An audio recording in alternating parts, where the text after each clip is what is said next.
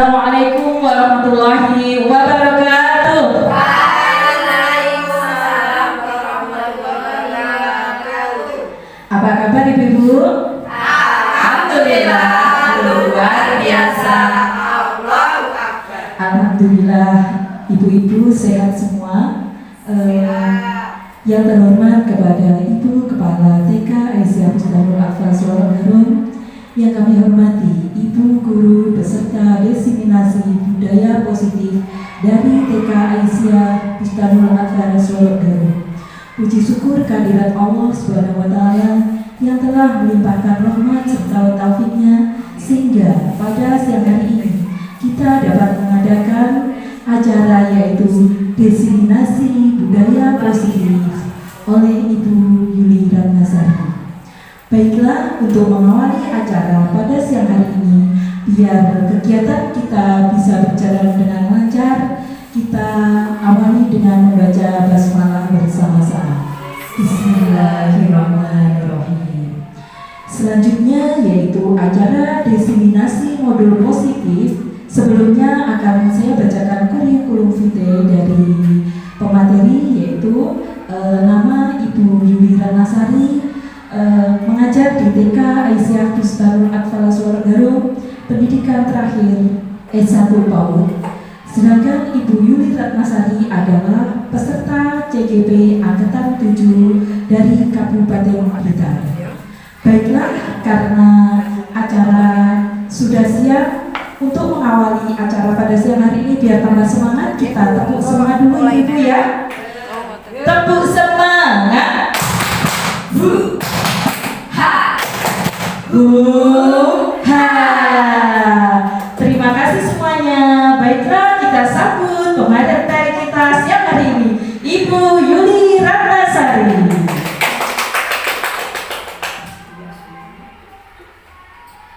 Assalamualaikum warahmatullahi wabarakatuh.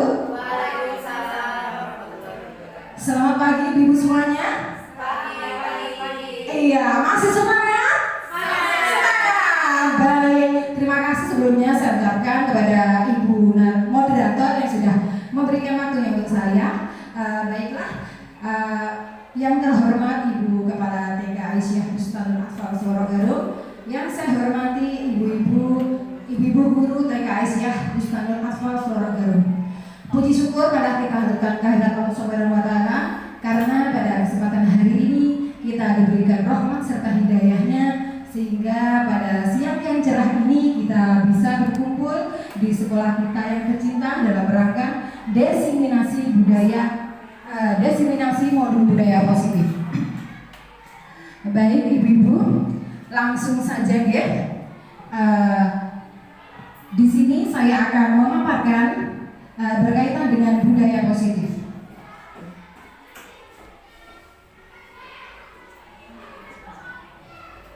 Ya, seperti yang kita saksikan, bahwasanya kalau kita mendengar kata disiplin, itu biasanya identik dengan tata tertib, kepatuhan, dan teratur. Berkaitan dengan aturan, peraturan, gitu ibu ya. Dan disiplin itu juga identik dengan hukuman, gitu oke bu? Nah, hukumannya bisa berupa fisik maupun secara verbal. Padahal itu sesungguhnya berbeda, karena belajar tentang disiplin positif tidak harus dengan memberi hukuman. Justru itu adalah salah satu alternatif terakhir. Oke, betul Bu, monggo. Ya, jadi justru itu adalah salah satu alternatif terakhir, dan bila perlu itu tidak usah digunakan sama sekali, Bapak Ibu ya. Kemudian Bapak pendidikan kita Ki Hajar Dewantoro menyatakan bahwa di mana ada kemerdekaan, disitulah harus ada disiplin yang kuat. Sungguh pun disiplin itu bersifat self-disiplin, yaitu kita sendiri yang mewajibkan kita dengan sekeras-kerasnya. Tetapi itu sama saja, Sebab jikalau kita tidak cakap melakukan self disiplin, wajiblah penguasa lain mendisiplinkan diri kita. Dan peraturan demikian itulah harus ada di dalam suasana yang merdeka. Diikuti dari Ki Hajar Dewantoro, Pemikiran Konsepsi Keteladanan Sikap Merdeka, cetakan 2013 halaman 470. Mungkin yang jenengan moco dibeli halaman ini mesti nomor Ibu. Kemudian makna disiplin. Makna disiplin positif yang dikemukakan oleh Ki Hajar Dewantoro maupun dia dosen, di mana kedua pakar pendidikan mengartikan disiplin sebagai bentuk kontrol diri, yaitu belajar untuk mengontrol diri agar dapat mencapai suatu tujuan yang mulia. Tujuan mulia di sini mengacu pada nilai-nilai atau prinsip-prinsip mulia yang dianut seseorang. Kita namakan nilai-nilai tersebut sebagai nilai-nilai kebajikan. Dan di sini akan saya perlihatkan nilai-nilai kebajikan itu apa saja. Mungkin kita sekilas karena banyak. Nilai-nilai kebajikan itu diantaranya adalah yang pertama berkaitan profil pelajar Pancasila. Jenengan sudah tahu ya, sudah hafal pastinya, beriman dan bertakwa kepada Tuhan Yang Maha Esa dan seterusnya. Kemudian dari yang nomor 2 itu rasa hormat, integritas, mandiri, menghargai, antusias dan lain-lain. Kemudian ada 9 pilar karakter yang diantaranya cinta terhadap Tuhan dan segenap ciptaannya, baik rendah hati, toleransi, kedamaian dan kesatuan dan sebagainya. Nanti bisa saya share lewat WA karena kalau saya bacakan banyak sekali di buku ya. Itu merupakan nilai-nilai kebajikan. Kemudian petunjuk seumur hidup dan keterampilan hidup yang di dalamnya itu ada dapat dipercaya, lurus hati, pendengar yang aktif, tidak merendahkan orang lain, memberikan yang terbaik dari diri sendiri. Jadi kalau misalnya ada seseorang atau anak yang suka merendahkan orang lain itu bisa dikatakan keterampilan hidupnya masih rendah, gitu ya. Kemudian petunjuk hidup ada kerjasama, keberanian dan lain sebagainya. Sampai bawah banyak sekali. Nanti bisa saya share ya Bu ya, lewat WA. Itu tadi berkaitan dengan nilai-nilai kebajikan. Selanjutnya berkaitan dengan teori motivasi perilaku manusia. Jadi untuk perilaku manusia itu ada 3. Yang pertama, untuk menghindari ketidaknyamanan atau hukuman. Yang kedua, untuk mendapatkan imbalan atau penghargaan dari orang lain. Kemudian pada tingkatan yang paling tinggi itu untuk menjadi orang yang mereka inginkan dan menghargai diri sendiri dengan nilai-nilai yang mereka percaya. Kemudian tujuan dari disiplin positif itu adalah menanamkan motivasi yang ketiga pada murid. Pada murid kita, yaitu untuk menjadi orang yang mereka inginkan dan menghargai diri sendiri dengan nilai-nilai yang mereka percaya. Ketika murid kita memiliki motivasi tersebut, maka mereka akan memiliki motivasi intrinsik yang berdampak jangka panjang. Motivasi yang tidak terpengaruh dengan adanya hukuman ataupun hadiah. Jadi bagaimana kita sebagai seorang guru harus bisa memunculkan motivasi intrinsik itu kepada anak kita. Kemudian sekarang berkaitan dengan hukuman, konsekuensi dan restitusi. Kira-kira apa perbedaan dari semua itu? Jadi kalau hukuman itu merupakan identitas gagal, kalau yang konsekuensi dan restitusi itu adalah sebuah identitas sukses. Kemudian perbedaannya yang pertama yaitu kalau hukuman itu sesuatu yang menyakitkan harus terjadi. Kemudian kalau konsekuensi sesuatu harus terjadi. Kalau restitusi merupakan pilihan. Selanjutnya, kalau hukuman itu tidak nyaman untuk murid atau anak dalam jangka waktu yang panjang. Kalau konsekuensi tidak nyaman untuk murid dalam jangka waktu yang pendek. Kemudian kalau restitusi menguatkan untuk murid atau anak dalam jangka waktu yang panjang. Jadi yang terbaik itu bisa dikatakan yang restitusi gitu ya. Kalau hukuman korban mendapatkan keadilan, kalau konsekuensi korban bisa diabaikan, kalau restitusi korban mendapatkan ganti. Selanjutnya, kalau hukuman murid atau anak itu akan tersakiti. Kalau konsekuensi murid atau anak dibuat tidak nyaman. Kalau restitusi murid anak mendapatkan penguatan. Kemudian kalau hukuman perilaku pasif agresif dan meningkat. Kalau konsekuensi penguatan hanya bertahan dalam jangka waktu yang pendek. Kalau kita menggunakan restitusi maka masalah bisa terpecahkan. Selanjutnya, kalau hukuman sistem tidak akan berjalan bila murid tidak takut. Yang konsekuensi memerlukan monitoring dan supervisi terus-menerus dari guru. Kalau restitusi murid belajar bertanggung jawab untuk perilakunya. Itu tadi adalah perbedaan-perbedaannya. Ini yang terakhir saya bacakan sebagian. Kalau hukuman modelnya paksaan, kalau konsekuensi itu stimulus respon, kalau restitusi itu ada teori kontrol. Berdasarkan bagian di atas, maka kita bisa menyimpulkan bahwa hukuman itu bersifat tidak terencana atau tiba-tiba. Anak atau murid tidak tahu apa yang akan terjadi dan tidak akan dilibatkan. Kalau hukuman itu bersifat satu arah gitu, jadi anak nggak tahu. Hukuman bersifat tanpa melalui kesepakatan pengarahan dari pihak guru baik sebelum dan sesudahnya. Sementara kalau disiplin dalam bentuk konsekuensi itu sudah terencana atau sudah disepakati, sudah dibahas dan disetujui oleh murid dan guru. Umumnya berbentuk konsekuensi dibuat oleh pihak guru atau sekolah dan murid sudah mengetahui sebelumnya. Konsekuensi yang ada diterima bila ada pelanggaran.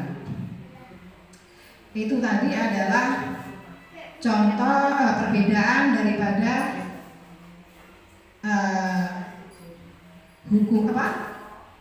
perbedaan daripada hukuman, konsekuensi dan berikut yang ingin saya tanyakan kepada ibu guru, ibu-ibu ya. Tadi sudah tahu bedanya ya. Kalau hukuman itu cenderung menyakiti anak, kalau konsekuensi dan restitusi tidak. Di sini ada beberapa pertanyaan pemantik yang mungkin ibu-ibu bisa menjawab.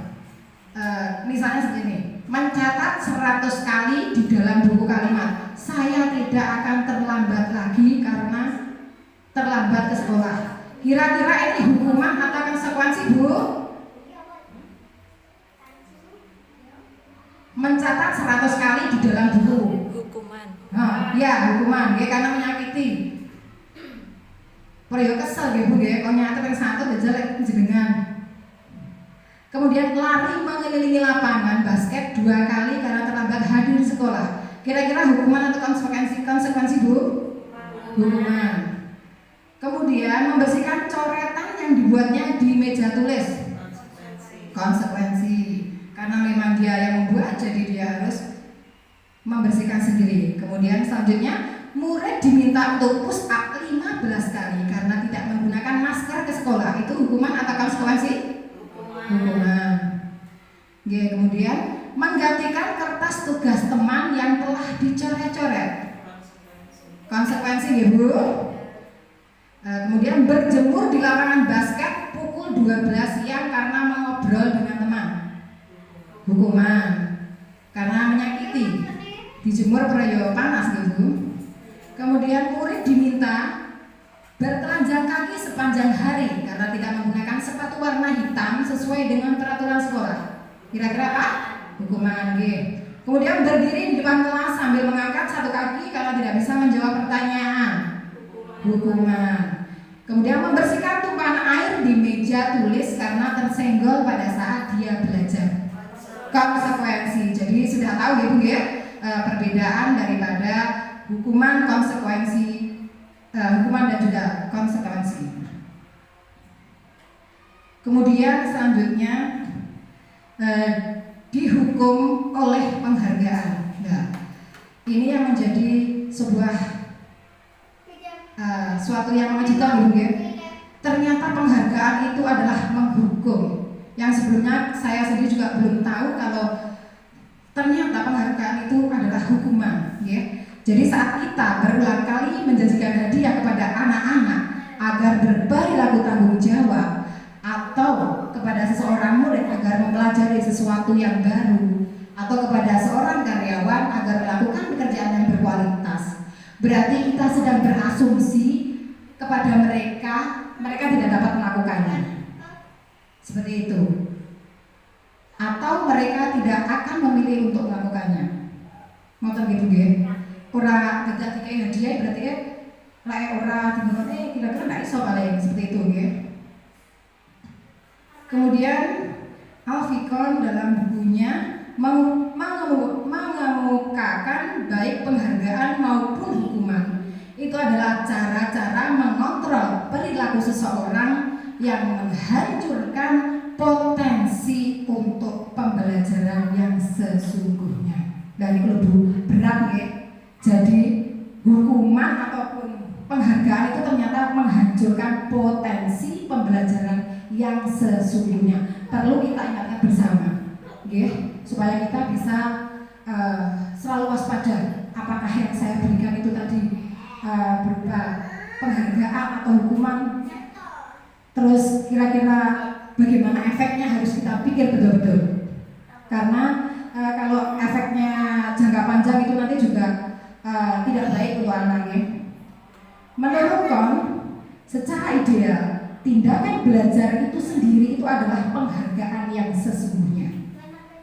Selanjutnya juga mengemukakan beberapa pernyataan dari hasil pengamatannya selama ini tentang tindakan memberikan penghargaan yang nilainya sama dengan menghukum seseorang.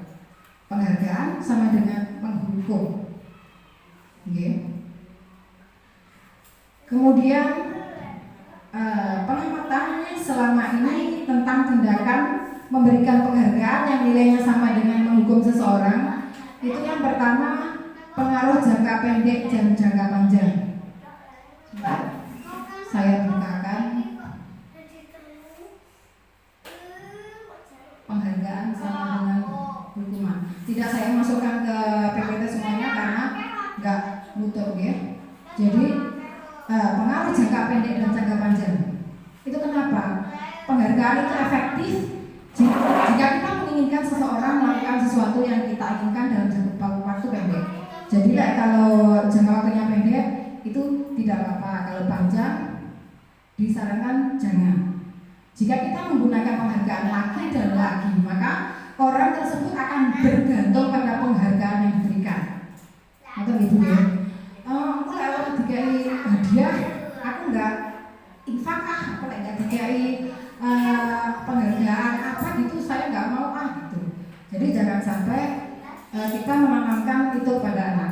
Kemudian penghargaan itu tidak efektif. Kenapa? Karena suatu penghargaan adalah suatu benda atau peristiwa yang diinginkan yang dibuat dengan persyaratan. Hanya jika dia melakukan hal ini, maka Anda akan mendapatkan penghargaan yang diinginkan. Itu kenapa alasannya penghargaan itu tidak efektif, maka gitu ya. Kemudian penghargaan itu merusak hubungan. Kok iso? Nah, ketika seorang diberi penghargaan atau dipuji di depan orang banyak, maka yang lain akan merasakan iri. Kono didelem aku kok orang. Gitu kan malah jadi wah aku enggak awak kayak di pulau aku enggak gitu ya.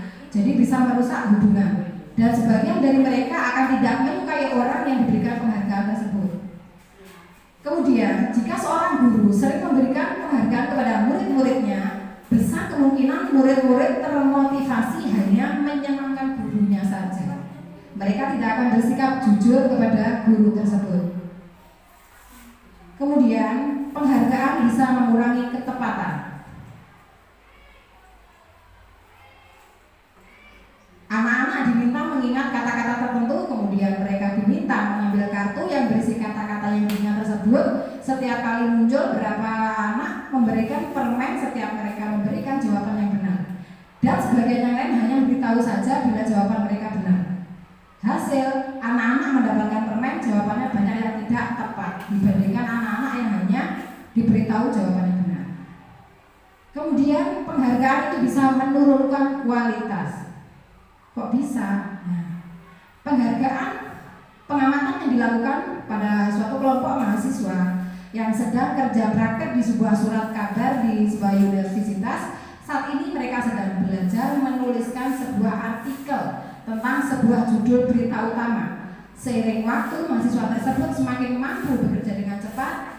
Kemudian, beberapa mahasiswa dan mahasiswi yang dibayar untuk setiap judul berita utama mereka mampu hasilkan. Dan setelah beberapa lama, mahasiswa itu dibayar ini hasil kinerjanya berkembang. Kalau nggak ada hadiah, nggak iso, kualitasnya biasa saja.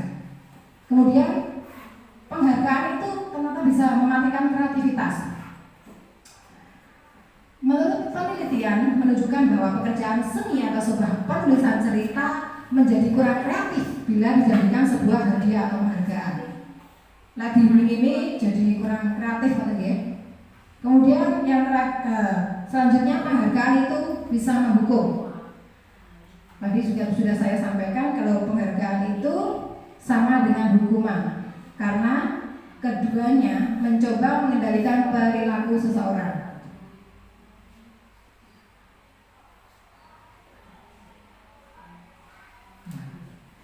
Lanjut. Sekarang berkaitan dengan restitusi. Restitusi itu apa, Bu? Nah, mungkin bisa kita saksikan bersama. Restitusi itu adalah sebuah proses menciptakan kondisi bagi murid untuk memperbaiki kesalahan mereka sehingga mereka bisa kembali pada kelompok mereka dengan karakter yang lebih apa, Bu? Kuat. Restitusi adalah juga proses kolaboratif yang mengajarkan murid untuk mencari solusi untuk masalah dan membantu murid berpikir tentang orang seperti apa yang mereka inginkan dan bagaimana mereka harus memperlakukan orang lain.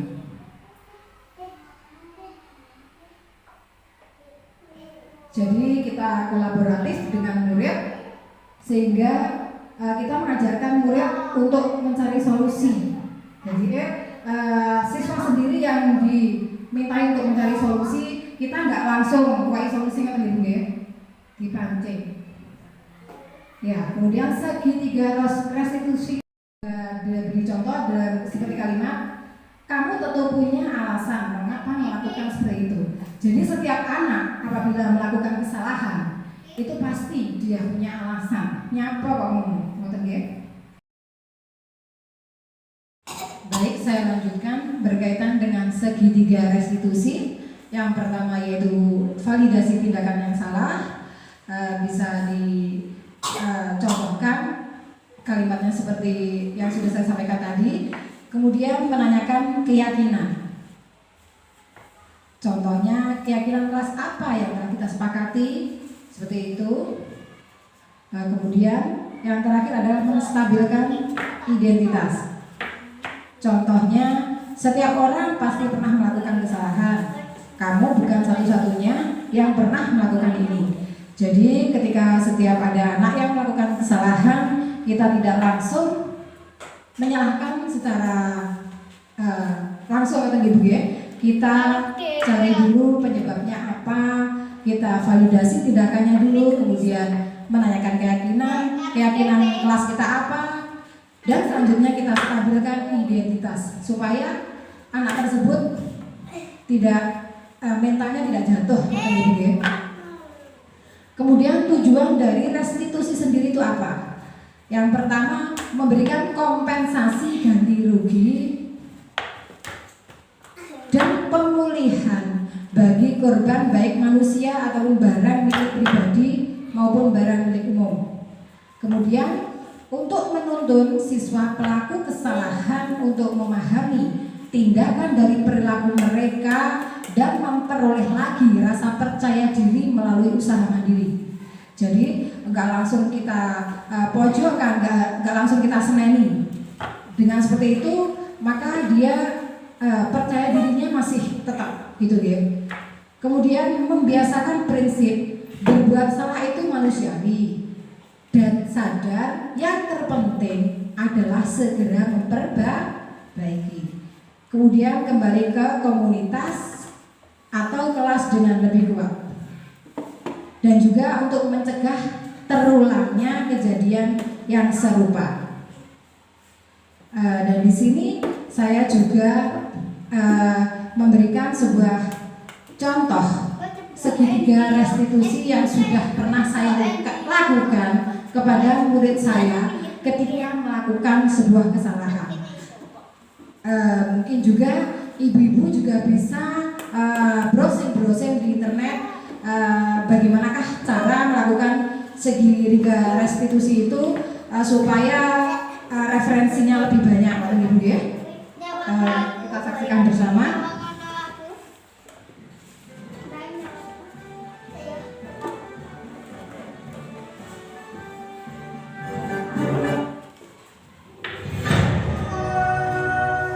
Ini tugas demonstrasi saya, Bu.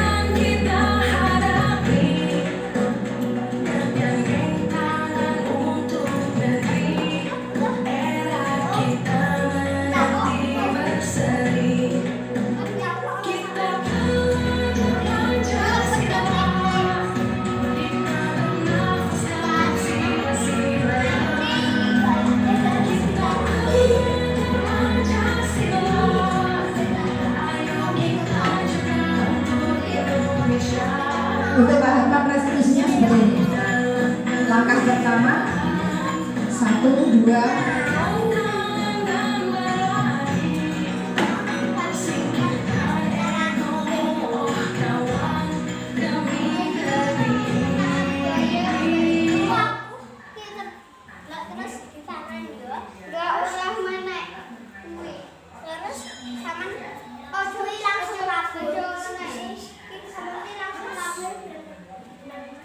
sebentar tak membantu. Kenapa sayang? Aku harus nanti kalau nggak minum bisa diterusin. Oh begitu.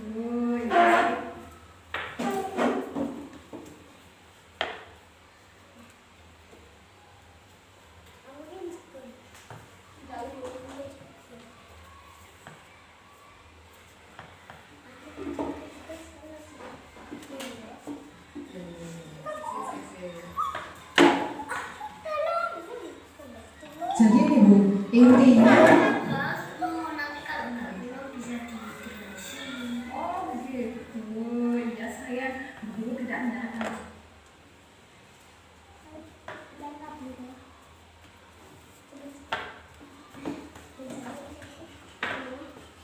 Jadi ini intinya bahwasanya ketika anak melakukan kesalahan kita tidak langsung menyalahkan begitu saja, begitu ya.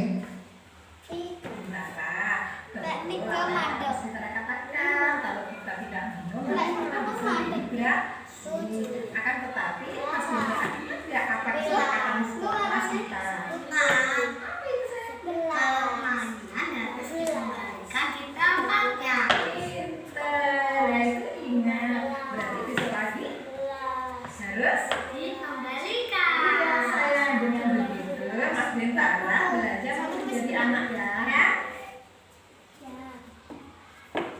Jadi anak yang bertanggung jawab, gitu ya.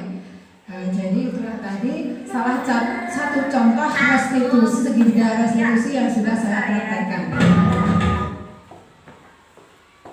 Sebenarnya ada kasus yang kedua, akan tetapi saya berikan satu contoh saja. Untuk lebih lengkapnya nanti panjenengan bisa dibuka di YouTube saya, gitu. Untuk selanjutnya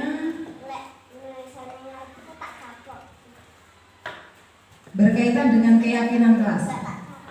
Keyakinan itu adalah nilai-nilai kebajikan universal yang disepakati secara tersirat maupun tersurat, terlepas dari latar belakang suku, negara, bangsa maupun agama. Kemudian nilai-nilai kebajikan itu apa saja tadi sudah saya bukakan tadi ya filenya. Kemudian pembentukan keyakinan kelas atau sekolah. Keyakinan kelas itu bersifat lebih abstrak daripada peraturan, lebih rinci dan konkret. Kemudian keyakinan kelas berupa pernyataan-pernyataan yang universal. Pernyataan keyakinan kelas senantiasa dibuat dalam bentuk positif. Jadi usahakan kalau kita membuat keyakinan kelas atau peraturan kelas itu kalimatnya positif, kata Ibu ya. Hindari kata jangan, tidak gitu. Kemudian hendaknya keyakinan kelas itu tidak terlalu banyak sehingga mudah untuk diingat. Kemudian semua warga kelas hendaknya ikut berkontribusi dalam pembuatan keyakinan kelas lewat kegiatan curah pendapat. Jadi anaknya kita berikan kesempatan untuk bercurah pendapat, ya. Tidak hanya dari satu arah dari kita saja.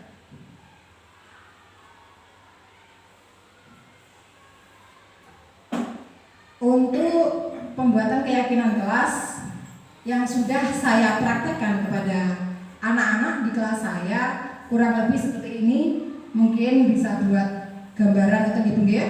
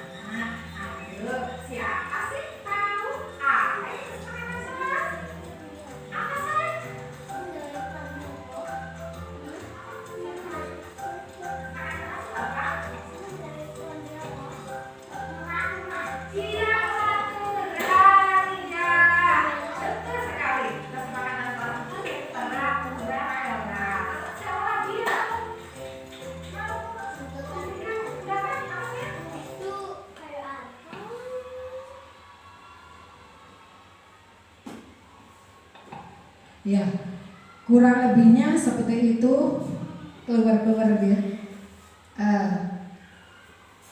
Jadi anak-anak kita tanya,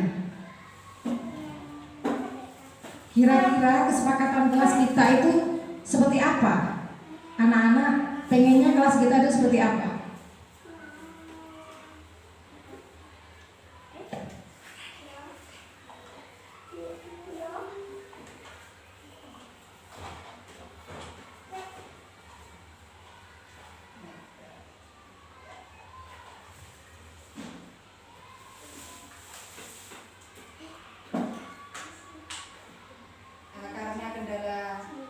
Karena kendala sinyal gitu ya. Jadi untuk videonya nanti bisa saya bagikan juga. Oh ya, kata kelas betul sekali. Kesepakatan kelas itu adalah kata kelas dan juga aturan-aturan kelas yang harus kita jalankan bersama. Ya, siapa tahu apa sih kira-kira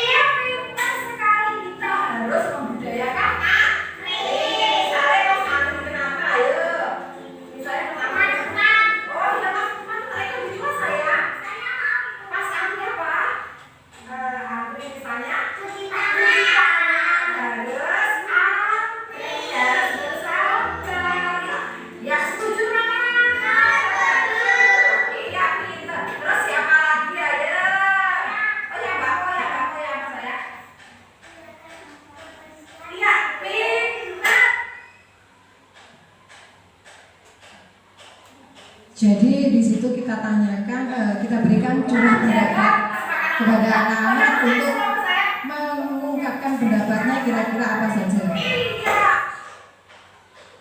Kemudian setelah itu untuk teknis yang saya gunakan, saya menggunakan gambar-gambar yang berkaitan dengan perilaku yang mereka inginkan. Jadi misalnya kita pengen berdoa sebelum dan sesudah kegiatan, kita juga siapkan gambar tersebut. Jadi setelah itu nanti anak-anak diberikan kesempatan untuk maju memilih gambar yang sesuai dengan kesepakatannya tadi, kemudian menempelkan di sini Bu, menempelkan di papan pohon ini yang sudah saya buat dari bahan kardus bekas ya. Ditempelkan di papan tersebut. Ada beberapa gambar, kalau tidak salah ada 8 gambar. Yang di sana ada sebuah peraturan makan dan minum dengan duduk, berkata dengan yang baik dan santun, kemudian mengucapkan salam, berdoa sebelum dan sudah kegiatan dan lain sebagainya. Kemudian anak diminta untuk mencari dan menempelkan gambar yang sesuai dengan kesepakatan kelas dan menempelkan di papan yang sudah disediakan tadi. Dan setelah itu kita tanda tangani ya. Anak kecil bagaimana caranya menandatanganinya? Ya jadi saya menyiapkan pewarna di tisu, kita kasih pewarna, kemudian anak-anak jempol jarinya telunjuk. Nah ini ditempelkan ke pewarna, kemudian ditempelkan ke itu papan yang sudah disediakan. Ya jadi itu merupakan MOU dari kelas kita ya. Ditempelkan secara bergantian dan semuanya secara bergantian itu menandakan bahwa mereka semuanya setuju dengan kesepakatan kelas yang kita buat. Seperti itu gitu ya, contoh kecilnya. Dan untuk lengkapnya nanti bisa dilihat di YouTube saya. Tapi aja diguyu ya. Untuk selanjutnya berkaitan dengan 5 kebutuhan dasar manusia. Di sini ada 5 kebutuhan dasar manusia. Yang pertama yaitu cinta dan kasih sayang. Yang kedua kesenangan. Yang ketiga penguasaan, kebebasan dan juga bertahan hidup. Jadi untuk cinta dan kasih sayang itu apa saja? Diantaranya rasa memiliki dan dimiliki, persahabatan, kepedulian dan keterlibatan. Jadi misalnya ada anak di kelas kita kok saja gimana ya, seperti caper gitu loh, caper atau melakukan tindakan yang menyimpang, yang dalam hal ini contoh kurang kasih sayang seperti caper atau dan lain sebagainya gitu. Pokok boleh perhatian gitu loh, itu bisa jadi anak tersebut kurang kasih sayang gitu. Jadi tindakan kita sebagai guru bagaimana yaitu dengan memberikan dia kasih sayang gitu. Misalnya bocah kok sekolah sendiri belum berani, takut atau bagaimana, bisa kemungkinan juga anak tersebut kebutuhan cinta dan kasih sayang masih kurang. Lalu tindakan kita yaitu berperan sebagai kalau di sekolah juga berperan sebagai ibunya mungkin supaya anak tersebut merasa kasih sayangnya itu terpenuhi, gitu ya. Kemudian kesenangan, rasa senang, kenikmatan, belajar dan tawarian. Biasanya anak-anak sing waktunya belajar dolanan dhewe, melayu-layu, rono-rono, itu bisa jadi kemungkinan itu kebutuhan dasarnya, kesenangan masih kurang terpenuhi. Terus bagaimana tindakan kita sebagai guru supaya bisa mengatasinya? Salah satunya dengan memberikan beberapa kegiatan pilihan supaya dia bisa memilih. Lah nggak senang dengan kegiatan ini, yo ganti yang lainnya yang kita sesuaikan dengan tema kita, gitu ya. Kemudian penguasaan, contohnya pengakuan keahlian dan keterampilan. Selanjutnya kebebasan, punya pilihan, kemandirian, bebas dan tawarian. Selanjutnya bertahan hidup, itu diantaranya makanan, pakaian, tempat tinggal, istirahat, olahraga dan kesehatan atau tabungan. Pernah juga terjadi murid saya ketika dia diajar kok lentru, lesu, nggak semangat, ternyata setelah ditanya dia belum sarapan. Itu kan artinya kebutuhan dasarnya dia dalam hal bertahan hidup kurang, Jadi sebagai guru kita harus pandai-pandai menganalisis kira-kira anaknya dewi, murid kita itu kebutuhan dasar apa yang belum terpenuhi sehingga dia melakukan sebuah penyimpangan tindakan. Lanjut. Berkaitan dengan posisi kontrol. Jadi sebagai seorang guru kita di sini ada 5 posisi kontrol. Yang pertama yaitu penghukum, pembuat orang merasa bersalah, teman, pemantau, dan manajer. Penghukum itu apa? Penghukum itu seorang penghukum bisa menggunakan hukuman fisik maupun verbal. Jadi dia terbiasa menghukum dengan menggunakan kekerasan fisik maupun verbal. Itu adalah salah satu contoh posisi kontrol seorang guru yang menghukum. Itu insya Allah kita buatkan ibu ya. Kemudian yang kedua, pembuat orang merasa bersalah. Biasanya guru akan bersuara lebih lembut. Kemudian teman, pada posisi ini tidak akan menyakiti murid, namun akan tetap berupaya mengontrol murid melalui persuasi. Selanjutnya yaitu monitor atau pemantau. Monitor itu berarti mengawasi. Kemudian yang kelima yaitu manajer. Respon yang menunjukkan tanggung jawab guru dalam posisi terakhir. Manajer adalah posisi mentor, di mana guru berbuat sesuatu sama dengan murid, mempersilahkan murid mempertanggungjawabkan perilakunya, mendukung murid agar dapat menemukan solusi atas permasalahannya sendiri. Kemudian di sini saya tampilkan tabel posisi kontrol. Jadi untuk penghukum dan pembuat rasa bersalah itu masuk dalam identitas gagal gitu ya. Kemudian yang teman, pemantau ataupun manajer itu termasuk identitas berhasil. Dalam penghukum itu biasanya seorang guru itu suka berteriak dan menunjuk, suka bengok-bengok dan lain sebagainya. Itu yang biasanya dilakukan. Kemudian yang dikatakan orang dewasa biasanya, jika kamu tidak begini saya akan, seperti itu. Jadi ada ancamannya gitu ya. Terus yang diwariskan apa kepada anak?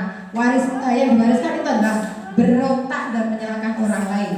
Itulah didikannya ketika guru mempunyai posisi kontrol penghukum, di posisi penghukum. Kemudian yang dikatakan anak apa? Saya tidak peduli. Dan hasilnya pada anak itu akan mengulangi perilaku yang menyimpang, diulangi nih.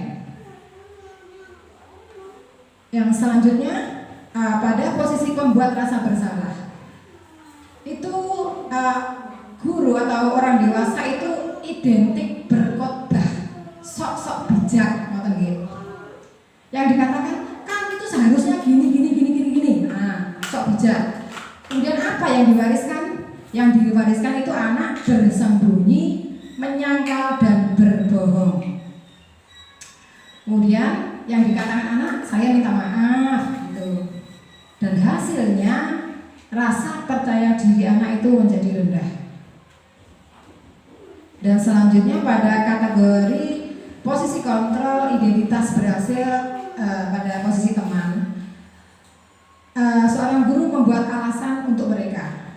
Yang dikatakan biasanya lakukan untuk saya ya, demi saya, demi bu guru gitu. Terus yang diwariskan kepada anak apa? Ketergantungan, malah ketergantungan. Kemudian yang dikatakan anak, saya pikir kamu temanku gitu. Jadi menjaga nih. Hasilnya pada anak mentalnya lemah. Kemudian pada posisi pemantau, itu yang dilakukan orang dewasa menghitung atau mengukur perilaku. Yang dikatakan apa aturannya, yo masih ingat enggak? Kemudian yang diwariskan kesesuaian dengan aturan atau eksternal. Yang dikatakan anak, sebenarnya jauh atau tinggi ya gitu. Kemudian hasil pada anak berorientasi pada konsekuensi.